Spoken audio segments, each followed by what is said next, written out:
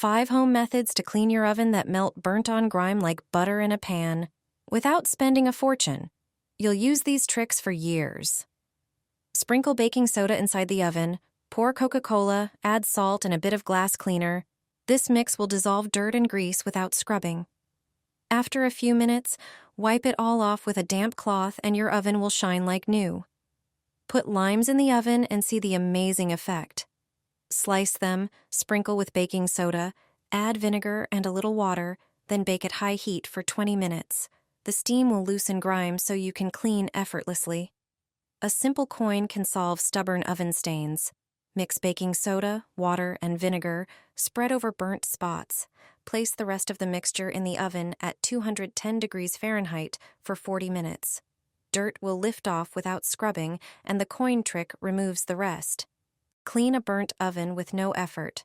Place a dishwasher tablet in an oven-proof dish. Cover with boiling water, and put it in the oven heated to 210 degrees Fahrenheit. After 1 hour, wipe the inside with a damp sponge. Grime is gone. Try this simple trick. You can even clean your oven while you sleep. Empty it, place a bowl with 3 pints of hot water and 1 tablespoon of vinegar inside. Mix and leave overnight. Steam and vinegar will dissolve grime with 0 effort. In the morning, wipe the inside with a cloth dipped in the mixture. Your oven will be spotless and gleaming. You've been putting your baking tray in the oven the wrong way your whole life. Most trays have 2 different edges, one slanted and one more vertical. The slanted edge should go at the back of the oven. With a fan setting, this position allows the hot air to circulate freely. As a result, your food bakes more evenly and faster, a small change that makes a huge difference.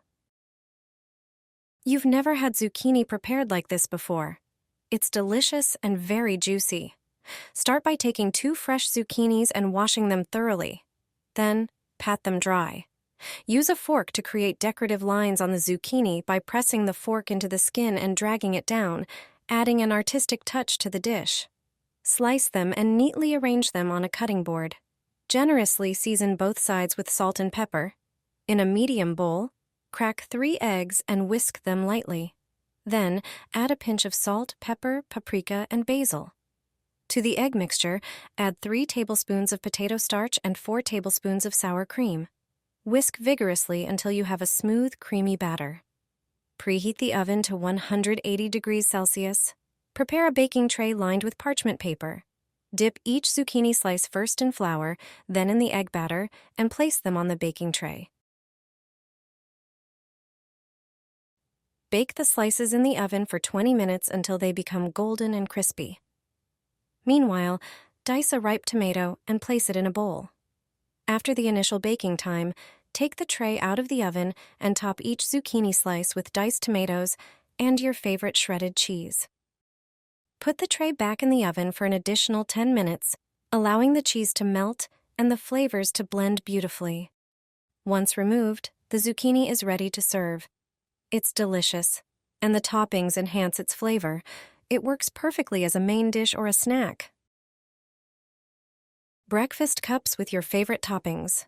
I've made them several times and they turn out perfectly every time. Take some puff pastry and place it on a baking sheet. Then press it down with another identical baking sheet to create perfect indentations in the shape of cups. Now take some eggs and crack one into each cup. The eggs are the main ingredient in this dish. Sprinkle some chives into the breakfast cups. Next, add some pre-cooked bacon to the eggs.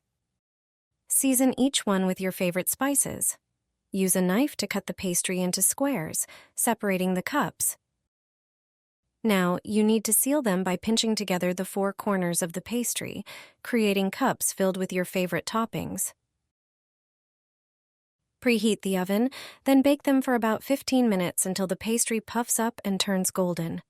The crispy pastry and delicate filling make these little snacks a true delight, a small thing that brings joy. I guarantee you'll want to eat them every day. I fry eggs in water. I stopped frying them in oil a long time ago. I have gained a lot from this change. If you fry eggs in oil or any kind of fat, you will stop doing it as soon as you watch this video. Frying eggs in water is simple and makes less mess. It's also healthier, which is important for many people. First, prepare a pan and pour about a cup of water into it, enough to cover the bottom of the pan. Turn on the stove to bring the water to a boil. In the meantime, prepare the eggs. First, crack one egg into a small bowl, then the second. Once the water is boiling, add 2 tablespoons of vinegar.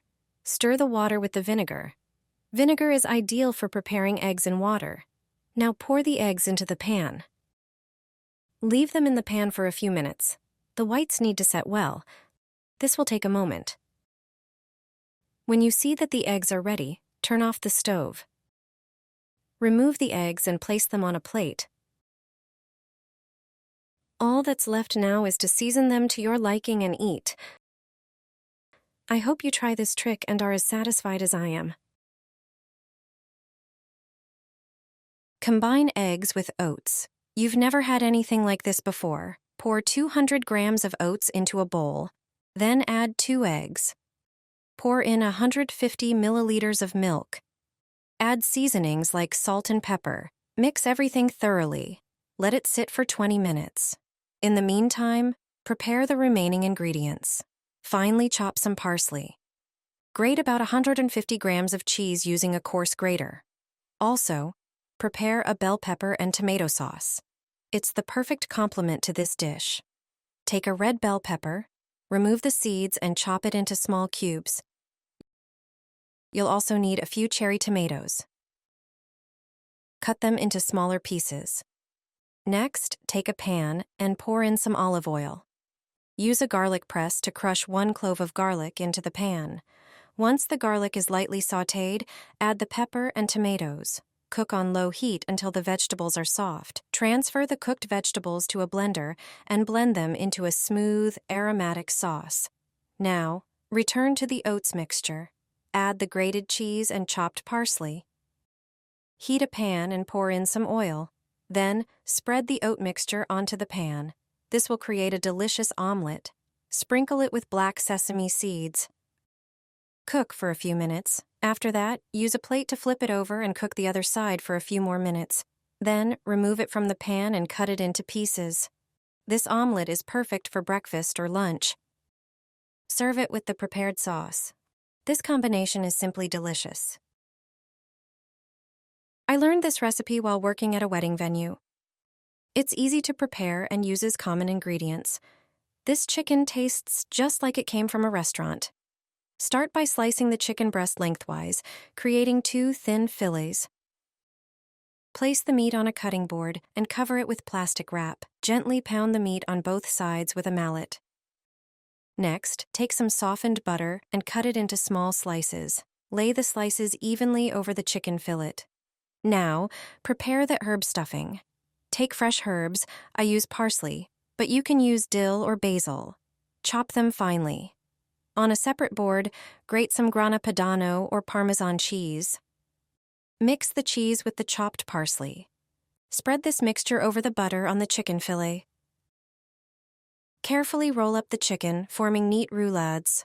Coat the rolled chicken in a special breading. To prepare the breading, take 2 containers. In one, combine 100 grams of breadcrumbs with the grated hard cheese. In the other, whisk 1 egg.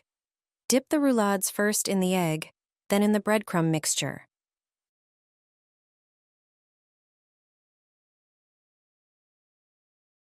Place the breaded chicken roulades on a baking sheet lined with parchment paper.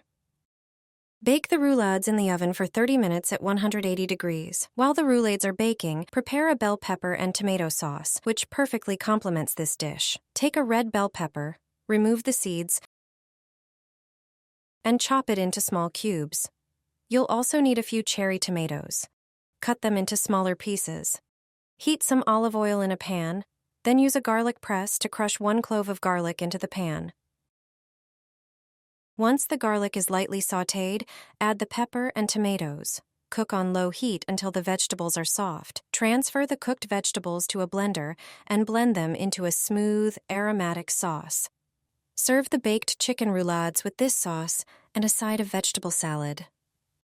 The inside will be tender and the outside crispy.